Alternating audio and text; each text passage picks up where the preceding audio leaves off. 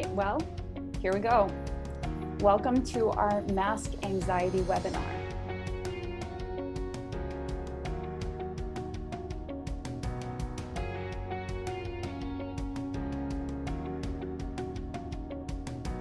So I'm Linda Kelly. I'm CEO and the owner of Kelly Mental Health, and I am joined by Kelly Graham. She is a social worker, a psychotherapist that works at Kelly Mental Health, specializing in trauma particularly, and works a lot with anxiety. So I myself am a social worker and psychotherapist. We're based out of Thunder Bay, Ontario. Kelly Mental Health is a counseling facility. We have a variety of talented and experienced therapists, and one of whom obviously has been so gracious as to donate her time here today. Well, you're on the clock. It's fine. So I'm going to do a little bit of screen sharing just to get into our presentation. So this is probably going to go full screen on you, just a heads up. All right, so here we go, mask anxiety. This webinar is being put on by Kelly Mental Health, also with partnership with the Kelly Mental Health Foundation, of which both Kelly and I are board members. Kelly Mental Health Foundation, we try to put out a lot of educational resources about just psychology, things like anxiety management skills, and we partner up with Kelly Mental Health because those are the ones that actually do the therapy, whereas the foundation, we try to focus more on teaching. So this is our main building. We're so excited to be back open. Everyone here during the presentation is muted for your own well-being. And of course you can have your video on if you like, it's up to you. We're doing our best to keep this under an hour because it's being recorded and we're going to upload to YouTube after the fact. And honestly, if it's longer than an hour, it's going to take me about 2 weeks to upload this to YouTube. So during this presentation, we're going to talk about a couple of different things. The necessity of wearing a mask, unhelpful thoughts that influence anxiety, how to identify anxiety and panic, and the most important parts, the self-soothing and grounding skills. And a couple things that we'll touch on as well are obviously questions and answers, if you have some of those for us, and also just a blip at the end about supporting children to wear masks without fear, because that itself is kind of a whole other topic, a whole other presentation. So we're going to give you some ideas there.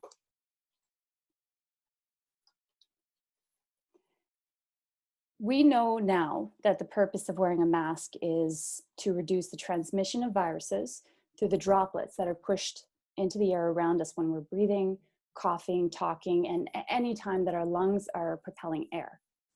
The general understanding of this virus is that it's mostly transmitted with droplets and not necessarily airborne. But the fact is, we still really don't know. So there's many people that disagree with the mask directive, and many others that may not even agree that the pandemic is a danger at all.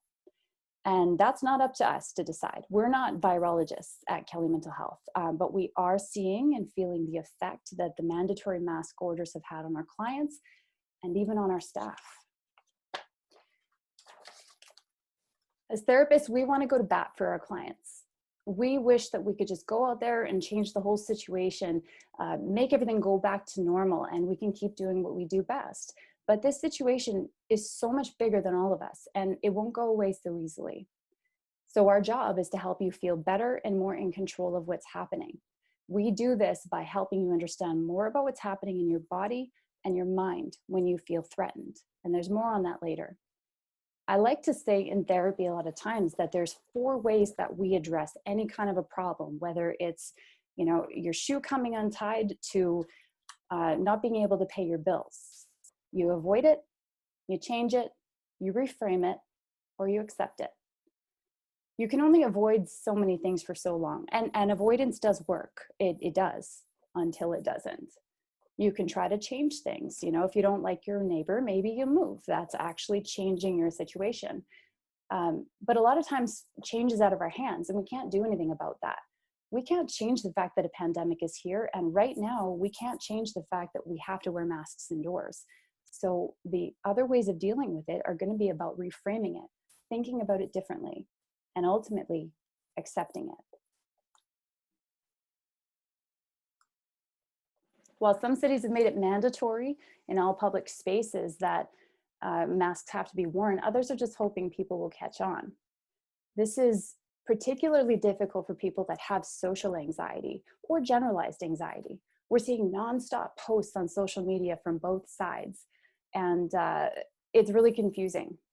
So some people will use terms like sheeple and followers if you wear a mask. And those people, while very likely speaking out of frustration, are unfortunately adding to that feeling that whatever you do, it's wrong. And others are shaming people for not wearing masks. I mentioned in one of our podcasts that my dad was in Home Depot last week, and he told me about how upset, to put it nicely, he was about the fact that he was the only person there wearing a mask.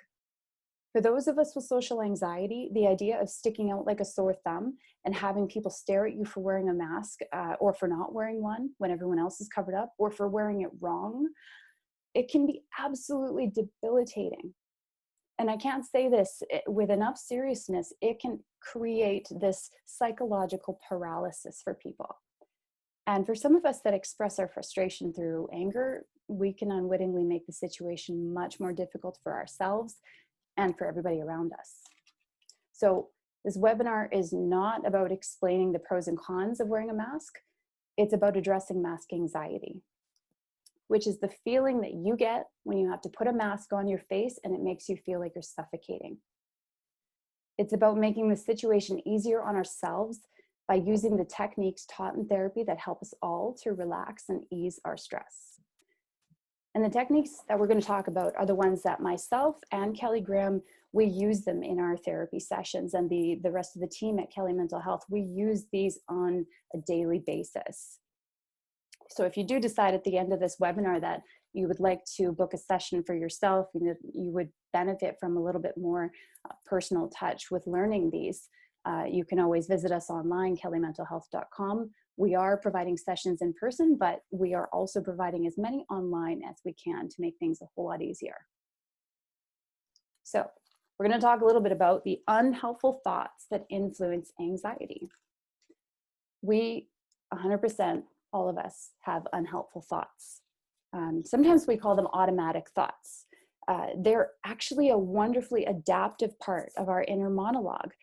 Our automatic thoughts are the quick reactions and responses that we develop almost out of a sense of routine. You know, when your brain goes, yeah, I've been here before, I get this, I don't have to think much about it. So it's like when you have chest pains, your automatic thought might be that you're having a heart attack. Maybe another automatic thought might be that you just ate too much or you have gas. For some of us that have self-defeating or self-critical thoughts, one chest pain can quickly jump to plummeting self-esteem, because your brain can jump from chest pain to gas to shame for overeating and then calling yourself a complete and utter failure. Automatic thoughts are incredibly quick, and you can't often trace how quickly it jumps from one thing to the rest. Sometimes it's just the stimulus, the chest pain, and then a feeling of, I am wrong, I am bad.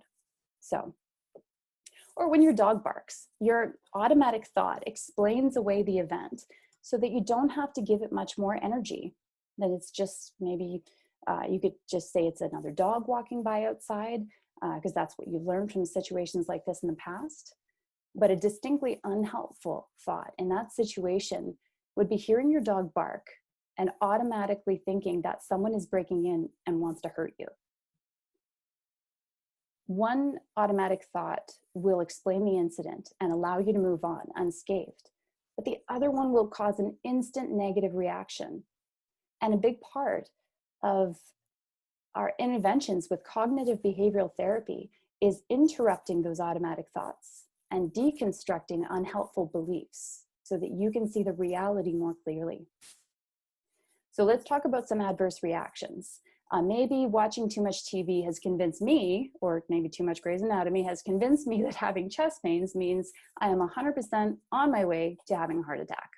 And don't even get me started on what happens in my own mind when I have a really bad migraine. It's bad. Just those assumptions, they jump and jump and jump. So what does it mean when it comes to mask anxiety? Do any of these sound familiar? I feel dizzy. It's too hot. I'm going to pass out. I can't breathe. Everyone is staring. I must be wearing this wrong.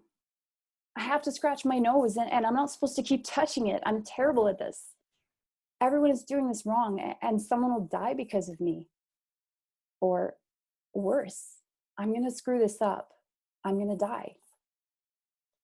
So when I put on the mask the first few times, this is what I felt I was looking at. And if that isn't just a resounding, ugh, I don't know what is. It felt overwhelming. I felt like all I could see and feel and notice was just the mask on my face and everything else was blurred. But the thing is that when I put it on, I was in a state of anxiety. That means my body and my mind were on guard against an imminent threat. And our bodies, being a product of evolution, still react the same way to stress, whether it's coming from a hungry bear chasing us or from our own embarrassment when we say the wrong thing and worry that somebody doesn't like us anymore. They're the exact same physical responses. And in this case, putting on a mask is not just about covering your face. It comes with so much baggage that we're all still trying to process. So whether you're doing it right or wrong or for the right reasons, whether or not it works at all, or if yours fits right, or pinches, or pulls, or if you'll be uncoordinated, if you fall into something, or if people will be able to hear you, or if someone's hard of hearing and you've got your mouth covered, does that make you a bad person because you couldn't uncover your mouth or get the little window piece? There's just so much. It is so heavy. And the people that feel this anxiety the most are usually the most empathic. You feel these things because you care. And that's a good thing, but it can be very distressing. So I want you to know this one thing. Mask anxiety is nothing to be ashamed of. It is 100% normal to feel overwhelmed, overstimulated, and overcooked when you have to wear a mask with that much baggage attached. So here's where the skills come in.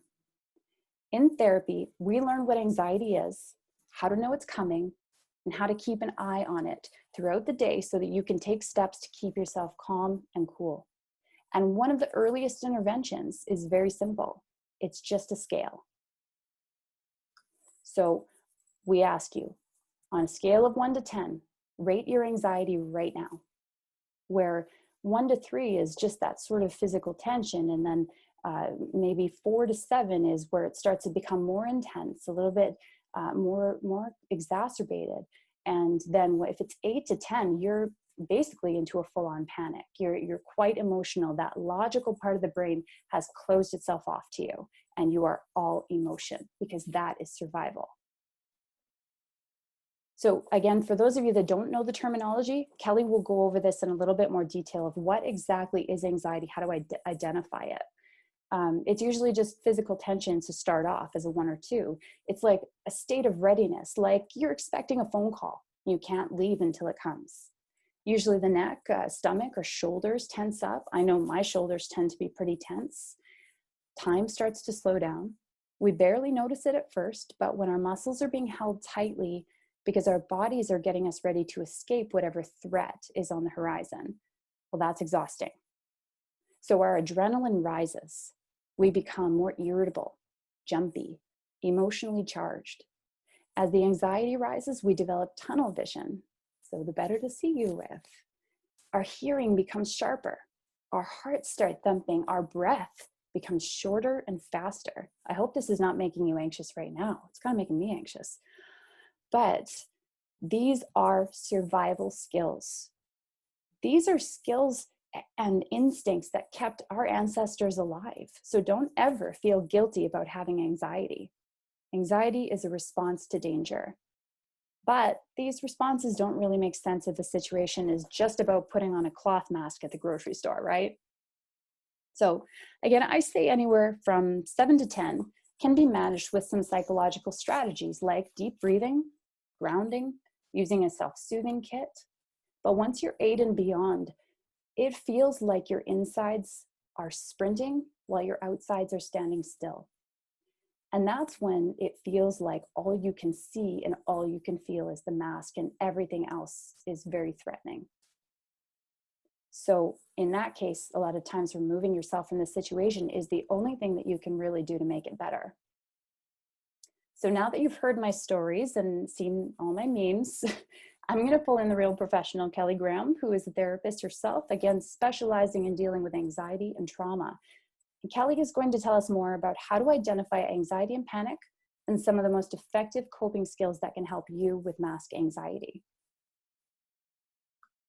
There we go. Okay. Gave you control of the microphone. So, as Linda said, when you're in the first few stages, it's a lot easier to try and implement these skills before you get to an 8, 9, or 10, where your mind isn't there and you're not thinking clearly. So the important thing to help you realize that you're in those stages is kind of knowing what your anxiety symptoms are. And these can be different from person to person. I know me, it's my stomach that usually gets it going instead of my heart. So really kind of being able to identify what ones of these symptoms work for you and kind of are your anxiety. So you can feel nervous, restless, tense, kind of like on edge, just want to jump out of the seat of your chair, have that sense of impending danger or doom, like something bad's going to happen, have an increased heart rate, your breathing starts to become more rapid, sweating, trembling, even feeling kind of weak or tired. You'll find that your legs can even kind of feel rubbery or jelly-like. You can have trouble concentrating or thinking about anything than the mask or anything that's causing your anxiety. Anxiety can cause you to have trouble sleeping because you're focused on, and especially when you're trying to turn off your thoughts at night, that's when the anxieties like to creep in because you're not doing anything. You can also experience gastrointestinal problems, so upset stomach, even diarrhea or constipation can be a sign of anxiety. You can have difficulties controlling that worry, and you'll just sit there and kind of spiral in your thoughts.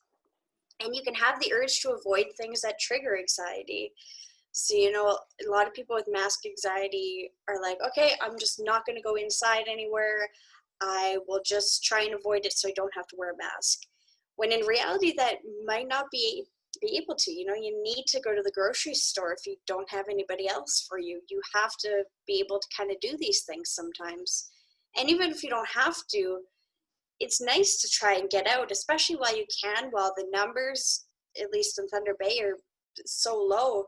We don't know what's coming. Why not try and get out while you can instead of letting this anxiety over this mask kind of control you and hold you back? So I'm going to go over a few different coping skills that you can try. So the first one is self-soothing using the 5 senses. So there's 2 different ways that you can use this. The first one is using it to kind of soothe you. You can even make a toolkit out of items that will help you with this, so you have them ready, or even just knowing kind of what fits into each category for you. So the first one is sight. So this could be looking at something kind of soothing and relaxing. So a picture of a beach, or if you have a picture of a loved one that kind of you feel calm with, you can kind of have that at the ready. So looking at that will make you think, okay, I kind of feel safe. I kind of feel relaxed looking at this nice picture. Second one is sound.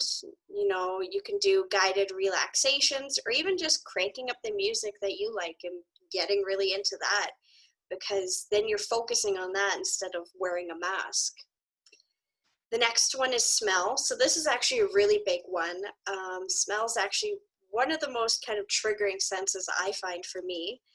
And, if you're smelling something that's nice and calm, your brain is thinking, oh my God, anxiety, but then it's getting this nice smell in, and it's like, okay, but we're getting something that tells us that it is okay, that it is calm. And one way that I've actually seen people incorporating this is by spraying your mask with a scent that you like. So lavender, different essential oils, obviously leaving it to dry because you don't want to suffocate yourself with all these smells. But then when you put on your mask, it'll have that kind of nice little scent and aroma that brings up those relaxing feelings. The next one is touch. So as you can see, Jude made another appearance on the slide. So this is different depending on where you are. If I'm at home, I can sit here, I can pet him, he'll be happy with that. And I kind of find this soothing and relaxing. But if you're kind of out and about, you can do it in other ways. If you have rings or a piece of jewelry that you like to kind of fidget with, kind of focus on that, really kind of feel your ring, all the indents, all the grooves, and just kind of focus on that. See, I rubbed him, now he wants more.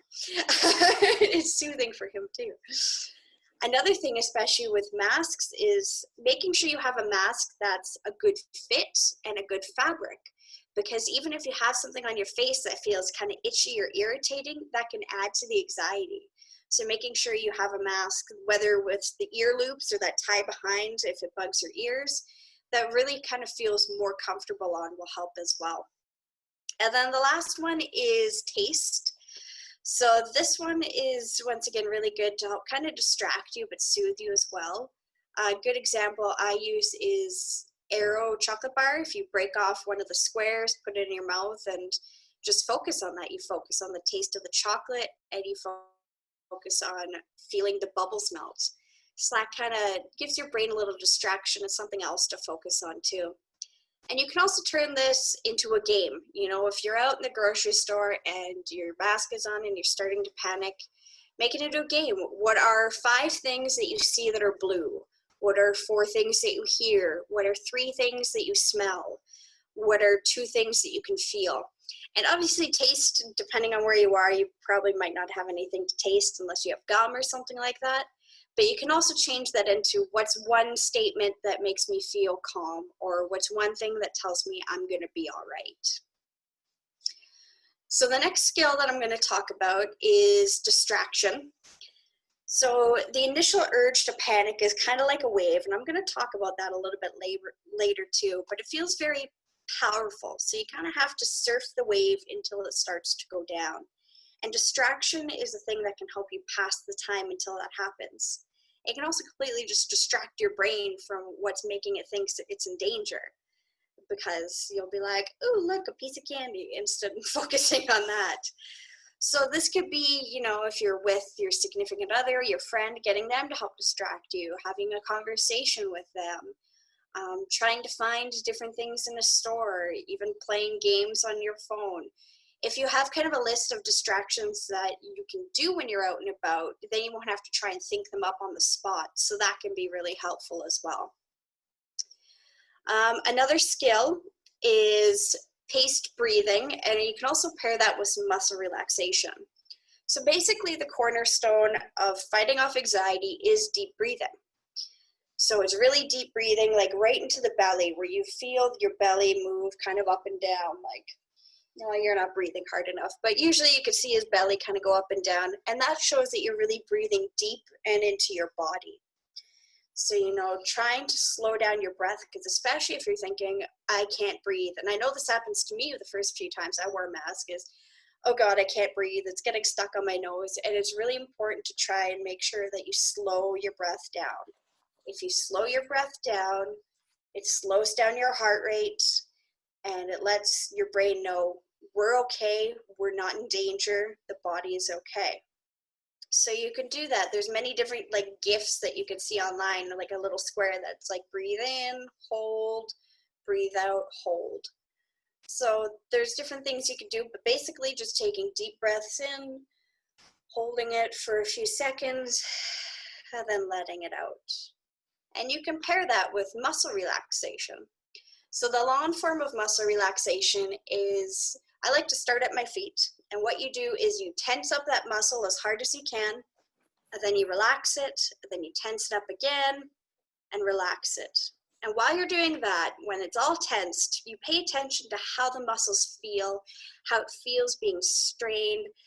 And then when you release it, you feel, oh wow, like a lot of the tension's out. You might feel like your foot or whatever part you're doing it on is floating, and really just paying attention to how the muscle groups feel as you go throughout that. So the long version is you could do, your feet, your calves, your thighs, your butt, going all the way up every muscle group of your body. And that's really good if you're having trouble sleeping, actually. But even if you're just out somewhere, you can do little parts of your body.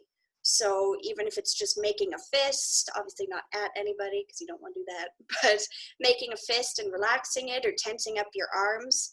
And that's actually a way that you can use that skill, and it is less noticeable to kind of other people around. You know, they're thinking, what is she doing? You could just do that subtly, kind of tensing and relaxing, and you know what you're doing, you know what you're focusing on, and nobody around you can really notice.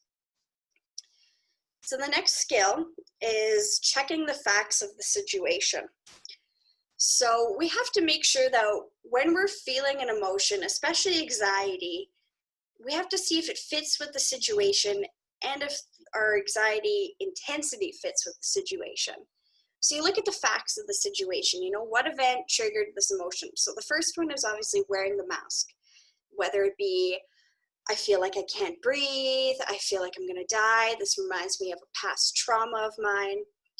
And then think about kind of what interpretations or assumptions are being made about this event. So if it is you're wearing a mask, you're kind of thinking, okay, I can't breathe, or this trauma's happening to me again, or I'm never going to be able to get it off, or I'm going to pass out, kind of all of those thoughts that Linda was talking about earlier. But then you have to really think, does the emotion and its intensity match the facts of the situation? So, I mean, if you just look at the facts of the situation, it's just a piece of fabric, it's just a cloth, and it's just wearing that. So is it really logically makes sense for that to cause so much anxiety? Logically, it doesn't. Obviously, it's something kind of new, and it is scary being in a pandemic, so that can cause a little anxiety, but it shouldn't cause an overwhelming amount of anxiety. So when you realize, okay, my anxiety's up there, I can't really change the situation, I have to wear a mask, so I checked the facts, and now I have to change my emotion. There's another good skill that you could do called using the opposite action. So this is acting opposite to what you want to do or what you want to say. So think about if you're angry, you want to fight, you want to scream, yell, throw things, but that doesn't help the situation. It just kind of escalates it. So what you would have to do using this skill is act the complete opposite way. Try and remain calm, try and act calm, and try and talk calm. So when you're thinking about wearing a mask, you know, you check the facts and you go, okay, I need to change my emotional response. Is expressing or acting on this anxiety going to be helpful? No, it's not going to be helpful to you. It's not going to be helpful to anybody around you. So then if you look at the little thing on the bottom, that's actually really cool. So our thoughts influence our feelings and they influence our behaviors. All of those three influence each other. So our thoughts about the situation, we can try to challenge, but it can be a little bit difficult. Our feelings, once again, we can try and challenge and calm, but sometimes that can be difficult. So this skill is focusing on changing the behavior. So what you want to do is you want to take off the mask, you want to run out of the store, you want to hyperventilate and let out your anxiety. So what this one does, and it's not suppressing the emotion, but it's trying to, fake it till you make it. It's trying to pretend, okay, I want to rip off the mask, but what I'm going to do is I'm going to leave it on. I'm going to go through this grocery trip and I'm just going to pretend like I don't have anxiety and act like I don't have anxiety. And this is acting all of the ways. So facial expressions, posture, even what you're saying and thinking. So you can't go on smiling thinking, oh my God, I need to take this mask off, I'm having anxiety. But trying to even focus on your thoughts going, I'm okay, I can do this. This is okay. I'm not anxious, I'm not panicking. So it's a way to kind of act the part until you follow up to the part.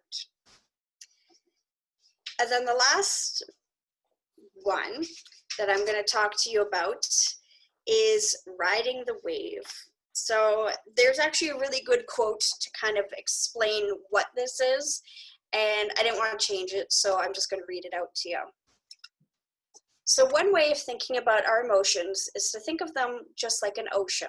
If you imagine the sea, you might picture it as flat, calm, and blue, or as a crashing surf or small rocking waves. Just as the ocean can change, so can our emotions. With the ocean, it is the weather that might cause these changes. High winds or still sunny days can make a difference to how the waves react. In our lives, things that may affect our emotions can be problems with friends or family, stress about school, or things that happen in our environment and around us that may affect our emotions. Sometimes you can see a storm brewing that might whip up the waves. Other times the change may happen with little warning. But what we know for certain about the sea and about our emotions is they chop and change. So, like waves, our emotions may at one moment be calm and serene, and at another rocky and angry. We might float along on a happy emotion or be swept away by anxiety. We might experience small emotional ups and downs, or a big wave of sadness and hopelessness might dump us.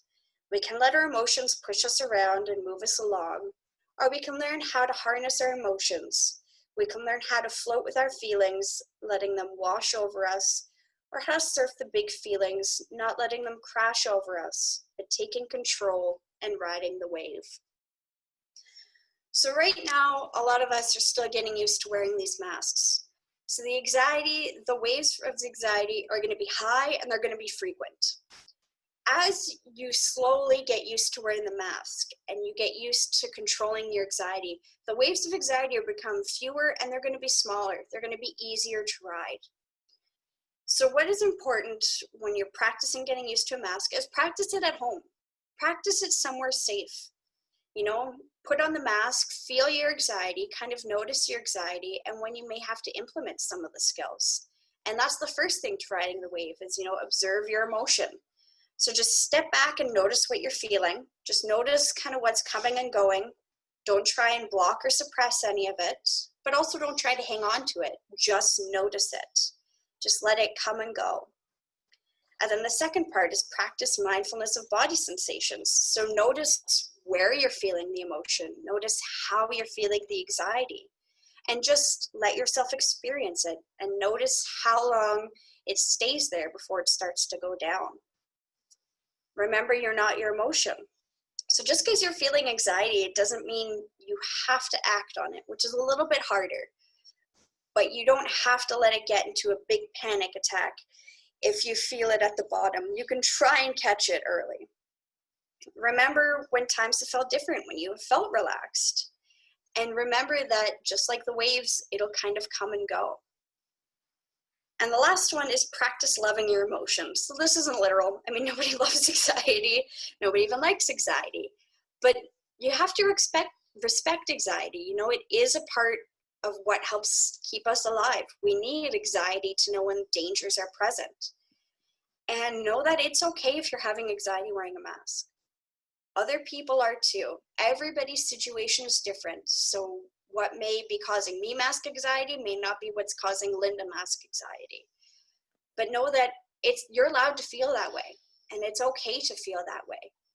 But it's what you do to kind of help lower that anxiety that's going to really be helpful. So try practicing at home. Ride out the few big waves where you can in a safe setting. Practice these skills because it's a lot easier to practice when you're not heightened, when you're not at that 8, 9, 10, when you're in the lower range. So then when you are getting up there, you already know the skills. It's like second nature. You can practice them. Yeah.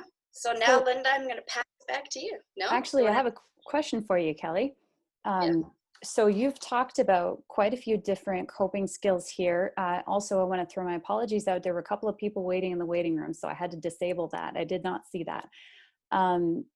Things like the grounding techniques, the 5 senses, distraction, the paced breathing. The breathing I've always found pretty difficult. I'm not sure if that's just, well, when I was researching metacognitive therapy, it was something about I can't let go of the unhelpful behavior because I find value in it, right?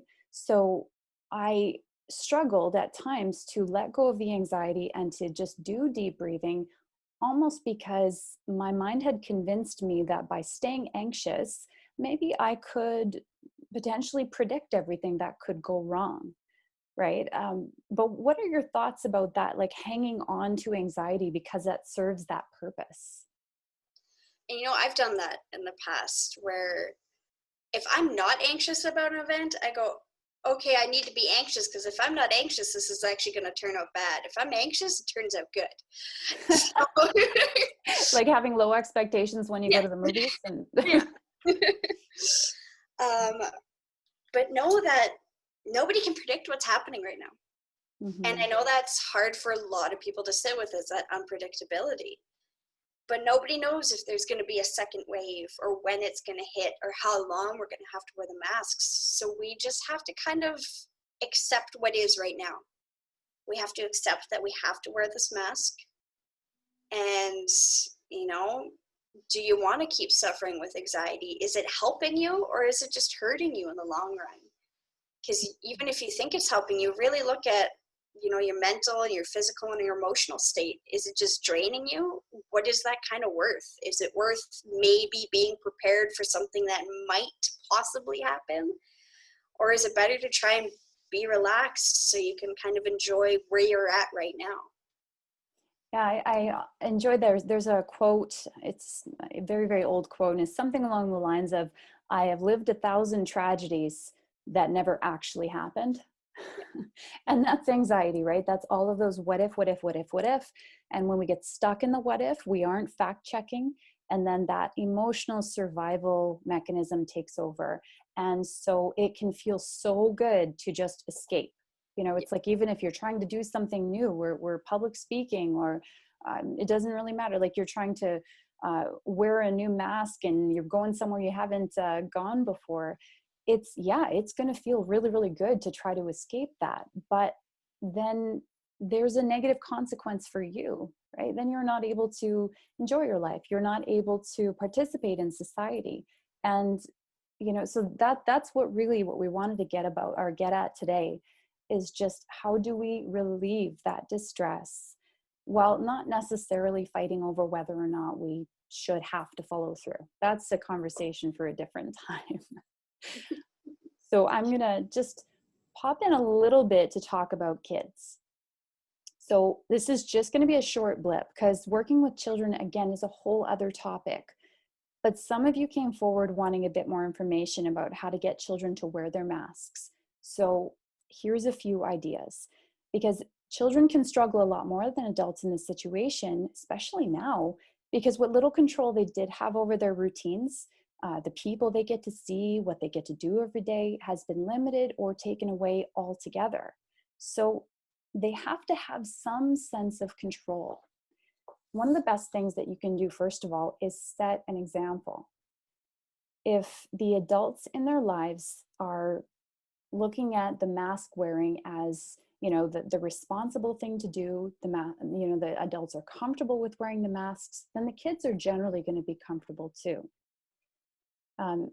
Kids also have to be as comfortable as possible to be willing to wear them. So as Kelly mentioned earlier, allowing your child to choose their own mask, if at all possible, can make a big difference. The right fit, the right fabric, or if not, maybe something that represents them. A lot of kids will just go nuts over a mask that has something like Spider-Man on it, or if you can't, or if you're unable to do that and you still are able to get or make a mask, the other thing you can do with them is actually make it fun by allowing them to decorate that mask. No one's saying that you can't put stickers on your mask each day or bedazzle it.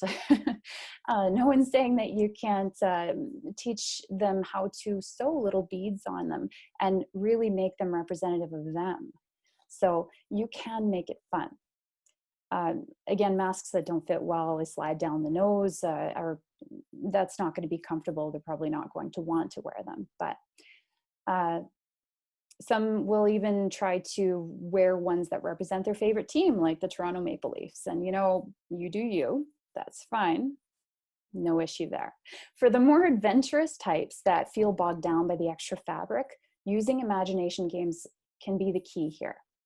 Telling them stories about how the best spies and ninjas use their masks to protect their identities and stay invisible can be a very alluring perspective because it's fun And again, it gives them that sense of adventure and control.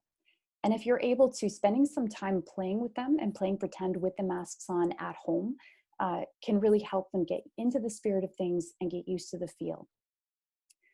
For those with sensory issues, there is no perfect answer, and that is very, very difficult to deal with.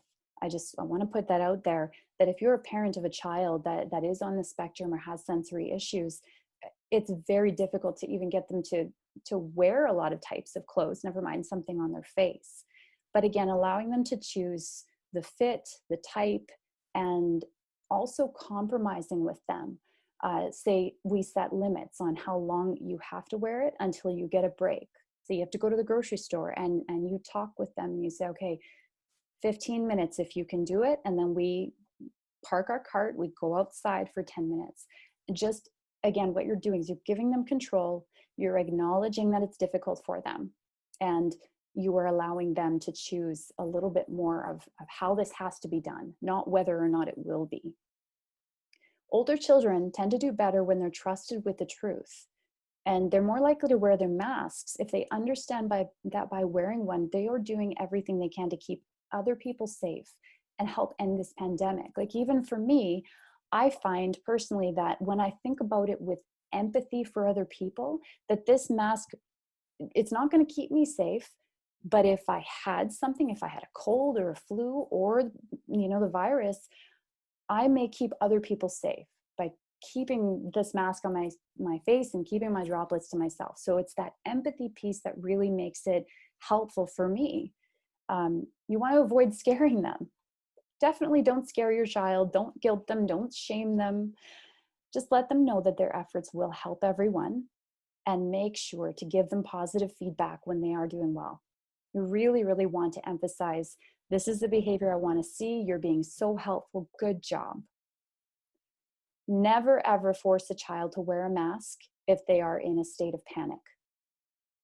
In these cases, you got to just do your best to remove them from the situation, or use those self-soothing skills that we both know that you've been practicing, right? Because you're practicing them at home so that when it comes down to it and someone is panicking, it's already second nature. You already know to take those breaths. You already know to focus on 5 things you see, 4 things you hear. There's all of those skills, and it's very important, again, that you're not creating the potential for harm for your child. And of course, the other thing to think about too is that your child, once they learn these skills, can apply them everywhere. They can apply them when they're dealing with separation anxiety, applying them when they're dealing with bullying at school or being unable to concentrate. They can use these for life. So the more that you're able to practice with them, the better equipped they're going to be in almost every situation of their lives. So I just want to say thank you so, so much for attending this webinar in person. I'm just going to pop over to our chat window right now. And let's see here. Our chat window, there's some questions about coverage and booking. Yes, so if you do want to book a session for yourself with one of our very talented Kelly mental health therapists, just give us a call at our office, 807-767-3888, or visit us online at kellymentalhealth.com. You can do online booking yourself. Our online booking schedules are opened up for now, just to make sure that it's very, very convenient.